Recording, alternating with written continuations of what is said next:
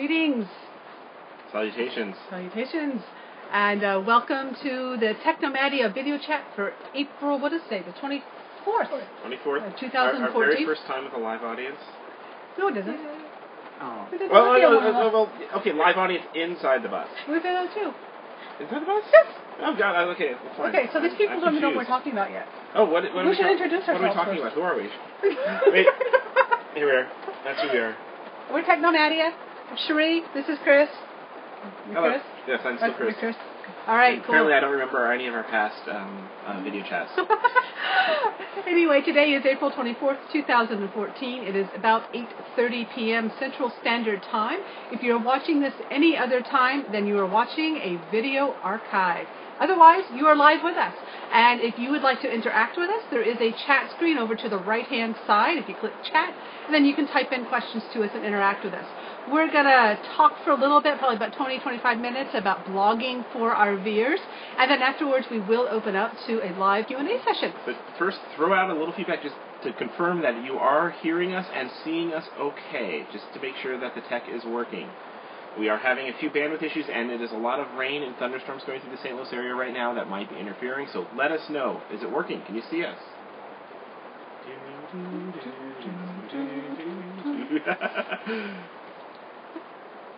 And just as a reminder, we are doing this on Ustream. It is a free account. We can't afford their $100 per month to get rid of the advertising. Any advertising you see this evening goes directly to them, not to us. We don't even know when an ad is running, so if it cuts us off and interrupts us, we apologize. We have no control over that, but the recording that we're making will not have any ads in it, and it will be up later. So if you miss something critical, you can go find it. And we are streaming this over cellular data, and we are on AT&T on our unlimited iPad plan. So there may be some jitters tonight, especially with these rainstorms moving through. The cell towers might be affected a little bit, so we apologize for that in advance. We are recording this on a second device so that the archive will hopefully be smoother. Fingers. All right. We see you. Pause it simultaneously. I think we're good to go. All right. So the topic tonight is blogging for RVers. And we decided to do this I've heard of blogging. We've heard of blogging. I've heard of blogging. We decided on this topic tonight because we see a lot of people ask in forums and groups, like, should I start an RV blog? What's involved? What's the best platform? And that sort of stuff. So we thought we'd share some of our experience with it. When did you start blogging? I think it's 2002 or 2003. And I think for me it was around the same time. We both actually started on a platform called LiveJournal, which was a social blogging platform, kind of before Facebook. Before really the term blogging was too popular. Yeah, I don't think it was even called blogging too much back then. It's sort of, but LiveJournal was really, really cool, and then Facebook kind of squished it. But Facebook is not as cool as LiveJournal in a lot of ways. It's kind of sad to see it go away. So we were starting social blogging. We met in 2006, so we were both started blogging independently, and we actually met on a blog.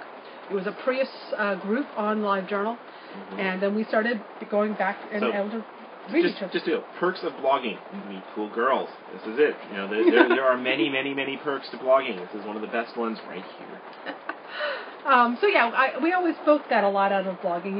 You get to record some of your own story, you get to share it with others, you get feedback, and you get to help maybe inspire some other people. And that's how we got started. And Technomadia actually started when we hit the road together in 2007, when I sold my house and joined him. And we just decided to take all of our LiveJournal postings that we're already making about Life on the Road. Anything that we had tagged as Nomad would go to a joint blog, so that we could still have our independent blogs and then automatically, very easily make this joint blog that was Technomadia, just basically for the people who are only interested in our travels as opposed to our personal deep thoughts that we were sharing on LiveJournal. And then that just started to grow and grow and grow until eventually we have 47 people watching us on a live stream on a rainy Thursday night. Yeah. So it just goes from there. Right. Yeah, we would start by, we'd just be sharing about our life on the road and our new adventure together, our new relationship together. And people would ask, like, well, how are you staying connected on the internet? How are you working? How are you finding jobs? How are you getting your mail? Are you able to do Netflix? That sort of stuff. And we would just write posts about it. And soon enough, we had a lot of new people. And we never really intended to be RV bloggers, really. Right. It just kind of happened. And actually, you'll find that a lot of the big bloggers that you follow today probably started in the same circumstances. It's almost a recipe for failure to try to start off to have a big famous blog and make lots of money on it. Because if you don't find your audience organically, you'll just end up spending a lot of effort to have talking to no one. Right. So we personally struggle with how to keep it personal and how to keep it interesting and engaging and giving resources to people and it not draining us. Because some weeks we spend 20, 30 hours a week creating content and posting on it. Sometimes it's fun. Sometimes it's fun. a lot of dreary work. And sometimes, when you don't get comments to a post, it's depressing. When you get negative feedback, it hurts. And when the website goes down, it's really, really frustrating, particularly if it happens in the morning when Cherie's up and I'm still in bed. It's really frustrating for him. Yes. Nothing like waking up to that. Fix it. So anyway, what are some of the reasons that you might be thinking about starting a blog? There's usually 3 primary reasons. The first is keeping your friends and family up to date on your new travels. And blogging is a wonderful way to record your journey and have it as a passive way for your friends and family to check in on you. But beware, because your friends and family, you might put all this effort into writing this big story and sharing photos and everything else, and then you talk to your friends a month later and you're like, so did you hear about my trip to the Grand Canyon? And they'll be like, no, I don't read your blog. And that actually can be really hurtful. If it's like your mom says, no, I don't like the internet stuff. Don't think just because you write it, people will read it. People connect in very different ways, and don't take it personally. Even if your own mom doesn't read your blog, everybody's got their own way of connecting to you. So you'll have complete strangers who might be like, I loved your trip to the Grand Canyon. They'll come up to you out of the blue sometime and say, your picture of the hawk swooping down changed my life. And your mom would be like, you were at the Grand Canyon? Those things happen. So it's kind of weird. So if you start blogging for friends and family, you probably will have something to check in. They might go and check it before, you show up back in town to catch up on your life. But mostly we found our friends and family didn't read our blog as closely as we did. And our intentions of starting for friends and family that really didn't, it wasn't. Yeah, you show up to somebody and say, so where have you been? And you haven't been reading? There's 7,000 words that we posted last week. And okay, fine. You got to expect that. But we also found a lot of people don't like it. Can be a better way to share than starting a newsletter and emailing it and sending it to all your friends and family. They may start to get upset after a while, or jealous actually. Everybody has their own different way that they communicate. Right. Sharing for friends and family. Great reason to start a blog, and it can actually be fruitful. You'll probably find out that you are sharing with new friends and people you consider your intentional family more often than you will your existing ones that you left behind. Another reason that people tend to blog is just for their own personal recording of their journey. Not necessarily to reach an audience or share it with anyone, but they just like to have kind of the public out there. They don't mind people reading it, but they just want to record for themselves. One of my favorite quotes is from Sean. Yes, it's we blog to remember, we drink to forget. This is from Sean of ourodyssey.us. They've been blogging for a very, very, very long time about their amazing adventures, first in a double-decker bus and now on board an awesome trawler that they're on the water. So, so just recording for your own journey. Sean keeps his blog. It's basically his ship's log. Or it used to be the bus log. Everything they did. Every time they got to a new location, he did a blog post. And it could do everything from what they had to dinner, to the maintenance that he did that day, to the the health status of his pets. Yes. And one interesting thing about, Sean is almost a perfect example of one extreme style of blogging is he is not blogging at all for an audience. It is his personal, it is the ship's log, it's his personal log. He doesn't write, he could care less who reads it or who doesn't read it. He writes all the details he wants to remember. And so it becomes a very dry blog. Some people really, really hate it. And other people, they become addicted because every little technical detail, every little restaurant they ate at is chronicled in a very, very dry fashion. But when he goes back to a new location, he's got a perfect journal of, what restaurant was good in this area? What campground did I like? Where did I boondock really great here? So it makes a great journal for him to go back and look on. So he can drink more and forget.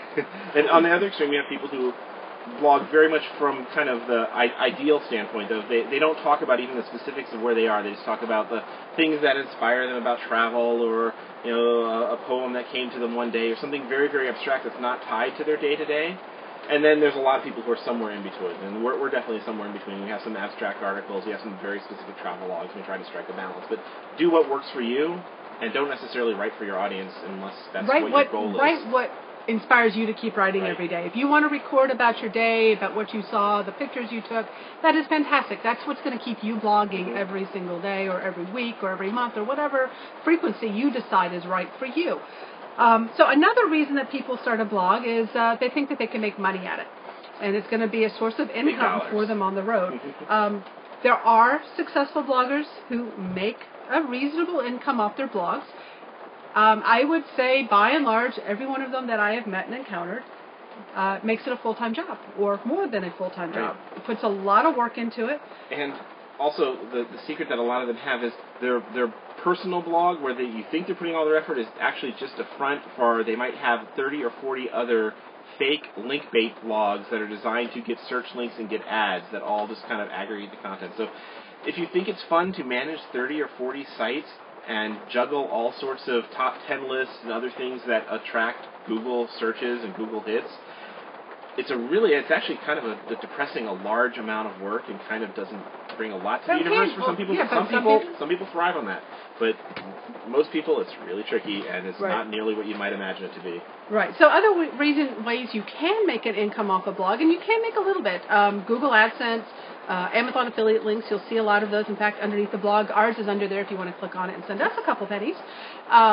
There are ways to make a little bit of income off your blog. From your content by that. You can also sell text links. When you start a blog, you'll start getting contacted by a lot of advertising agencies. Once your blog is highly ranked. Once you get a decent ranking, you'll start to get contacted for text links and sponsored blog posts and all sorts of stuff. And you can make money off of it. You are in some ways selling out your content. You've got a great blog. Would you like to make it sucky? Here, we'll send you $50. Well, they don't say that. But yeah, we got one this morning that they wanted us to do a guest post on our blog about travel in Italy. It's like, we don't go to Italy. That's not even relevant to our blog. And so it would be something completely irrelevant to our readers, and it's really not a ton of money that these sites offer you for doing that sort of thing. And all they want is your Google links. And Google frowns on that sort of thing too, and they detect it. They're always changing. Yeah, Google's always changing it. So. Yes. But you can make a little bit of money. You can do some Amazon affiliate links. We maybe make $50 to $100 a month on Amazon affiliate links. Mm-hmm. It's enough to pay for the hosting costs of our blog. And so that keeps it up. And at least the blog's no longer costing us physical money, it definitely doesn't cover our time that we have put into the blog. But the ways that some people do use a blog is by building up a personal credibility online. So it's kind of like an online resume. It's writing samples. It's examples of the sort of professional stuff you can do. And we have gotten opportunities off of our blog that we wouldn't have otherwise. Like our involvement in Our Village recently, that was strictly because we were bloggers, and we people referred people to us, said, hey, these are people you should know. Mm-hmm. So we do get some opportunities from the blog, and obviously we have created some of our own products, our apps and ebooks. And it helps that we're visible.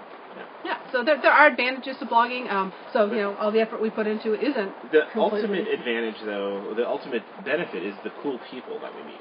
That is why we blog. Yes, that is the real reason to blog. If you're blogging for any other reason, well, for us, comes down to cool people find us because we're out there blogging, and we love it when cool people find us. Yeah, we're introverts. Right? Remember our last chat was RVing for introverts. One way we got around it was to blog and share with people so they approach us. And that's worked really well for us. So the number of friends we've been able to make on the road has been our biggest reward for our blogging efforts. Okay. Rewards of blogging. We just covered that one. Yes, social networking, making real life friends, inspiring others. Yes. We do actually enjoy, that is something that we both have in common, is through sharing our story, we're hopefully helping other people see what is possible and examining their own lives. Mm-hmm. And when we have people come up to us and say, hey, because of something I read that you wrote, I've changed my life is better, I had this great adventure, and we're in part the reason for that, and they tell us that. We love that. That's so inspiring. It does, and that gives us, even if we're feeling down, even if we've just gotten a negative comment. Trolls. We're going to get to the trolls in a second. Yeah, the trolls are on here too. That's the downside. So yes, being able to inspire people and seeing that inspiration back really, really helps us keep going. It's a venue for getting a message out, such as, if you do have a product that you want to launch, maybe you are writing an ebook or creating an app or have a service that you want to offer, it is a great venue for announcing those sorts of things. Soliciting for support. So maybe you have a breakdown, because RVs never break down, never, ever. But you might be able to solicit like design ideas or help on the side of the road or repairs, ideas for anything in your life. Your readers can help give you interaction too. You've got the interwebs to ask. You've got an audience that is there cheering for you in a sense, that you throw a question out and you might get the answer that you need. So some of the negatives of blogging. When you open yourself up, you're sharing your story, and especially as you get a larger reach, you do get those who seem to have they get some thrill out of taking down other people. And, these are called trolls. Trolls. And we don't get it nearly as bad as some others, but we do occasionally have someone who comes through who is, for whatever reason, they don't agree with our lifestyle, maybe they're jealous, maybe they feel stuck in their own lives, and they're going to try to take it out on us. And some trolls get really nasty and personal. We've been told to drive our bus off the side of a cliff, like it's a random drive-by comment, and that could leave you depressed for weeks. Yeah, we almost shut the blog down after that. We do get people who get critical about the choices you make in your life. When we switched up our lifestyle, like switching from the Oliver to moving to the Virgin Islands, we actually got hate mail from people because we were destroying their dreams. If you've got your life out in public, people start to get a vision of who you are. It's usually their own and they get story. Attached to it. They get attached to it, and if you change things up, you just, destroyed their vision. And there's a very scientific formula that equates that 1,000 good, positive, nice, friendly, loving comments are negated by one bad, hateful troll. So it's really, really, really hard sometimes to have somebody show up and who says something really nasty, or sometimes the worst kind of trolls are the people who don't get it and who have no empathy. So they're not necessarily being intentionally mean and nasty to you. They just don't get it, and they just keep going and going and going. Or there's just the whole internet thing. When you're not in person, you don't have the body language, you don't have the personal history to know if they're being sarcastic or joking or it's their own personal way of sharing. It's sometimes hard, and you may be having a bad day. I certainly have bad days. We certainly have bad days. And it's harder to be the diplomatic one and try to read every comment that you get with that in mind and trying to translate the friendliness over to it. So that can be difficult sometimes. And someone might just be, it may just be a cultural difference. It may just be that they're not as technologically advanced enough to know how to read or leave a good comment or a full comment, or an topic comment. Oh gosh, we get so many comments that someone was responding to a blog post 3 posts ago, and they put it on the new one, and it's like now it's out of context, and that frustrates me. Yes, because you hate to scold them because they're writing something nice, but they're writing it in the completely wrong place, and so you have to delete it, and then they get offense, and it's like, roll your eyes. Yes. Yes, especially as your reach grows, it gets harder. It gets harder to keep up with that. Spam. Once your blog gets popular, spammers want to leave lots of comments on your blog. I think we just cleared out 50,000 spam messages just the other day. By the way, our blog designers are in the room with us. We're going to be bringing them on in a moment. Guest stars. Yes, speaking of people who found us because we blog, so you'll get to meet our friends really soon here. I'm really excited to introduce you to them. And also one of the other things is keeping it up. We notice a lot of new blogs come on the scene, and a lot of blogs quit being updated after a couple months. It's a lot more work to keep a blog up than it looks like. And one trap. Starting the session. Okay. Are we back? I think we're back. We got 73 viewers now. Wow. Okay. Anyway, go ahead. So yeah, this falling further and further behind real time. So it's like I got all this big adventure happening, all these photos, and it's going to take me like 8 hours to process the photos and make this big, beautiful illustrated post. Well, I can't talk about what happened to me today until I finish that post from 3 weeks ago, and then 2 months ago, and then 3 months ago, and I think I was like still writing posts at some point that were like 8 months behind about my first year on the road, and that didn't work. A lot of effort. I put up a travelogue today, this morning. You might have seen it, and a post like that takes 2 to 3 hours to make. But by the time you process the photos, pick the photos out, edit them, get them pretty, curse at the blog software. You're dealing with internet issues to get it uploaded. There's a lot of effort that goes into making a blog post. Some of our technical. There can be a lot of effort. There can be, because we like it to be pretty. We do elaborate posts. Some people who do their blogging, they do very, very simple. Like, it might be one photo and a paragraph of text. They don't even spell check. Right. Yes. So decide on your style that works for you. And if you're finding yourself 6 months behind, or even just a few weeks behind, you probably need to change the style. Find something different. Right. Do a monthly wrap up. Yes, exactly. Or do something else. Don't feel that you have to follow anybody else's format. Right. Just because Nick Russell posts daily on Gypsy Journal doesn't mean to be an RV blogger you have to post daily. Please don't post daily. It's hard to keep up. Well, no, I don't. It does make it hard as a reader to keep up, but I appreciate. But some people do really great daily blogs. I would imagine Clark might be watching, and Clark blogs daily. I really admire that he's been able to keep that up for like 2 years so now. Diligent. Beautiful, awesome. And I know how much effort goes into that, but it's also becomes a habit. It's kind of a cathartic journaling sort of thing. That's kind of where the difference between journaling and blogging might have a slight difference. Right. But don't do it. If someone is posting, if you're seeing one of your favorite bloggers post lots of pretty photos, that doesn't mean you have to go be a great photographer there's no competition in blogging. Yes. There's no, But you can't get awards, but you really, yes. Yeah. Find your own unique style, blog about what makes you happy to blog about, and you'll probably have a much better experience with it and not get burned out in it. And there's nothing wrong with saying, hey, blogging is just not for me. One of the other issues is privacy. Yes. When you're a blogger, you become visible. We occasionally have people just knock on our door because they recognize us in the campground. It's usually nice. Awesome. Sometimes it's exhausting. It's hit or miss.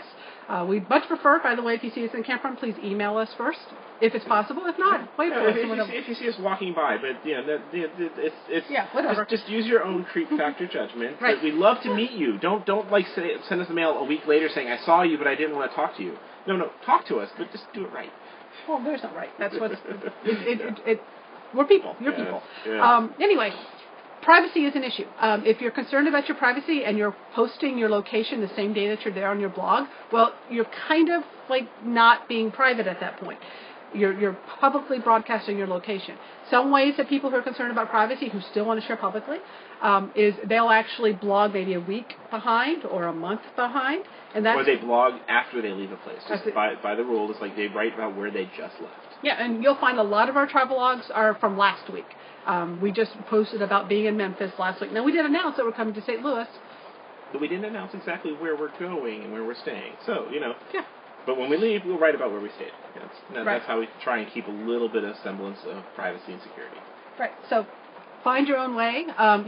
Nothing says that your blog has to use your full name on it. Yes. Nothing says that you can't be an anonymous blogger. There's a lot of bloggers, travel bloggers and RV bloggers out there who never show a picture of their face or their rig, and they never give a real full name. And so they're completely anonymous in a certain sense. So that's all A-OK. Just because we use our full real names and we have our faces plastered everywhere and pictures of our bus on the top of the blog banner up there, it does not mean that you have to do that to be an RV blogger. Blogging platforms. Well, I think we've gotten through our stuff. Yeah. I'm going to have you switch spaces. We're going to bring in a special guest star. Yes. Okay. So I was wondering how I was going to cover this because we've only had experience with LiveJournal and WordPress. And I would like you to meet Jason Snow. Hello. And his lovely wife, you want to... Get squished in there.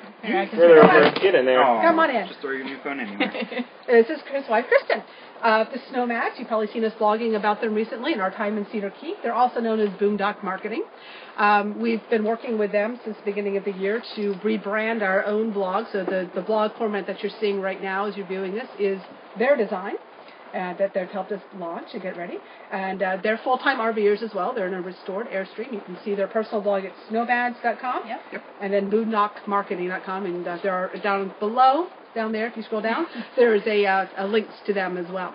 But one of the ways that they fund their travels is they do blog platform setup and marketing. Definitely.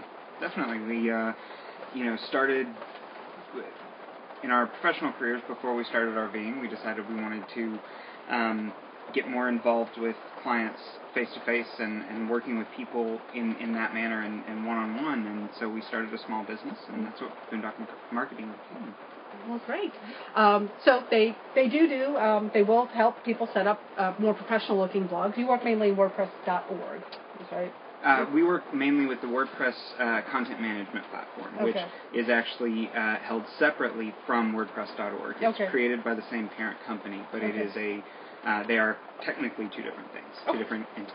All right, so what are the top blogging platforms that people might choose from? There are WordPress.org, which is becoming the largest. It is out there. WordPress.org has free-to-use services. You also have Blogger and Blogspot. Which Blogger is a Google-based, I forget who owns Blogspot right now. I think they took it over, actually. Oh, did okay, so they bought it. So there you go. You see a lot of consolidation in this market. And then from a private standpoint, you do also still have Joomla and Drupal out there, which are much more technologically advanced blogs in some ways, but they are kind of beasts to work with and are meant for more large scale, not personal blogging. All right. So for someone who just wants to have an RVing blog to share with friends and family, record their own journey, what would be your recommendations for where they should start their blogging at? Well, it completely depends on the style of blogging they want to do, like you guys were talking about earlier. If you're looking to do just the update, hi, here's where we're at, here's what we're doing, no advertising, no real deep interaction with your readers, then either Blogger or WordPress.org. They have free services out there that are available and are great to work with. If you want much more advanced beyond that, then you need to consider getting your own domain and hosting your own content management system, which I would recommend WordPress.org, which is what you guys are on. Right. And how difficult is it to start like a Blogger or one of the free WordPress? It's very easy. All you do is you sign up for an account, and they have a step-by-step process to walk you through it. You're limited to what themes you can use, and those themes are built by Google and WordPress.org, and they are very targeted at a personalized blog. So they're great, but they're very simplistic. Right. And they also limit you on what types of things you can do to monetize your blog. Correct. It is.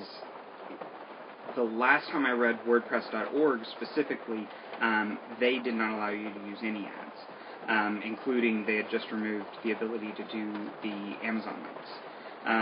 Blogger is a little bit more open in that you can run Google ads. Google owns them, but it is still restricted as to how much. You don't make as large of a percentage as if it was your own site. So it's a different type of commerce. All right. And when should someone really consider doing a self-hosted WordPress install? So self-hosted installs are they're great, and it gives you the complete flexibility to interact with your readership however you want. So if you want to have photo and video galleries, if you want to have expanded comments or the live chat like you do on your site, if you want to have the ability to fully monetize a website, or if you think that the themes that they offer aren't your style, those are all good reasons to move to the other platform. Another piece that Kristen and I were actually talking about earlier is how you're posting. Because there are some serious restrictions with the free services on some of the device interaction. It's getting better, and WordPress specifically is getting better, but it's still very difficult from Blogger to post with a mobile device. So like a tablet or a smartphone. A tablet or a smartphone. And WordPress.org is a little bit better, Excuse me, but you still can't do any media. So there's no picture upload. There's no anything like that. They actually have an app that lets you do pictures and video. They have the app, but that is its own post. Right. So you can't integrate that in with a post in and of itself. So it again comes down to kind of how you're blogging. Whereas if you have a static install, I don't know if you've logged in to see, but the back end is completely responsive now with the hosted install. So it's a very it's a responsive design to a tablet or a smartphone. You can do everything you could on a computer. And what are some of the downsides of doing it self-hosted? I mean, it costs money. Mm-hmm. That's number one. It does. You're never going to find free hosting. And if anybody says they're offering free hosting, they're not offering free hosting. Too good to be true. Exactly. The other part is you do have a security risk.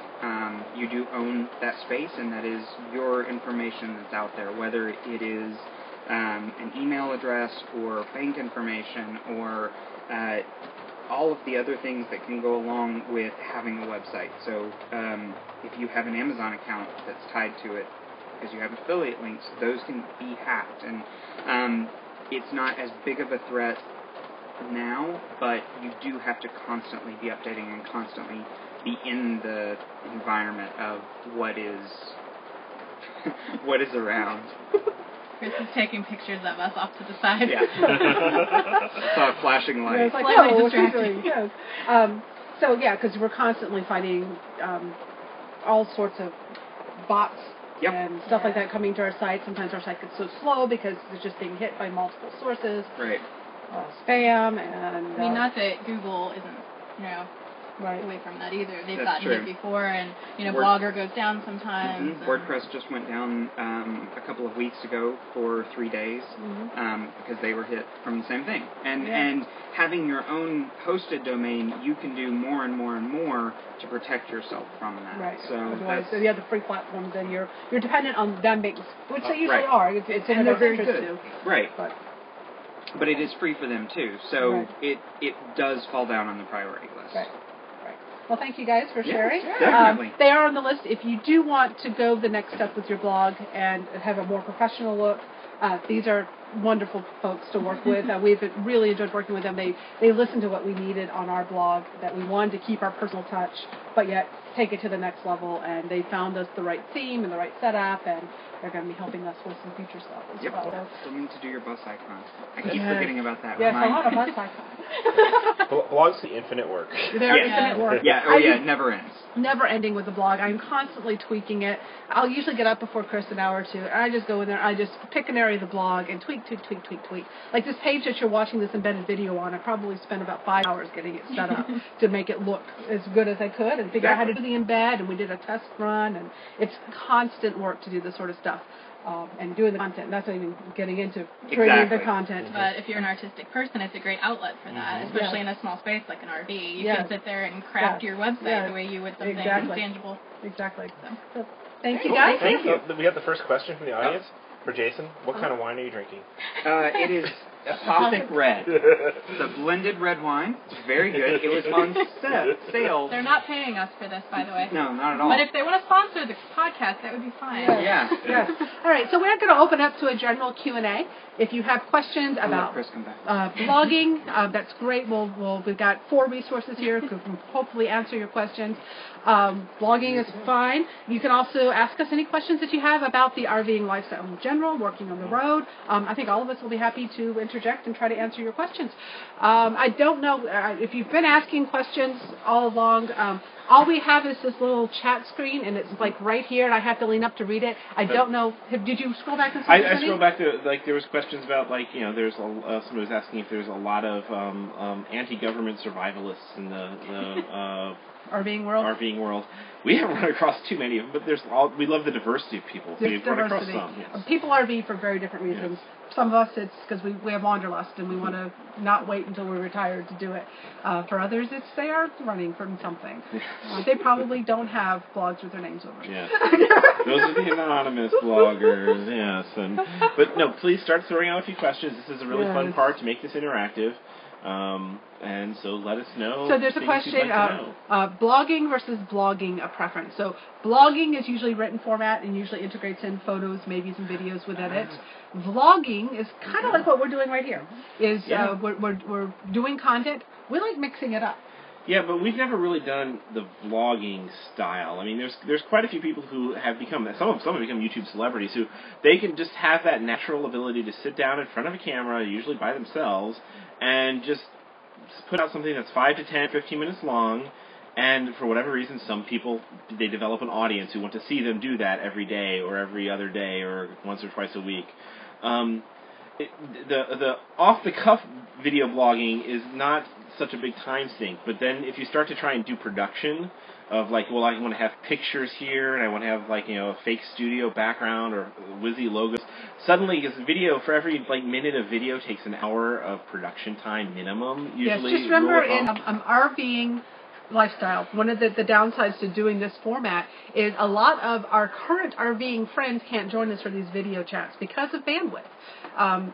Bandwidth is at a premium when we're only able to do this because we happen to have an unlimited source on our iPad, so we're able to broadcast this every so often. But we can't always do it from everywhere. We actually had to cancel this last week because we got to location and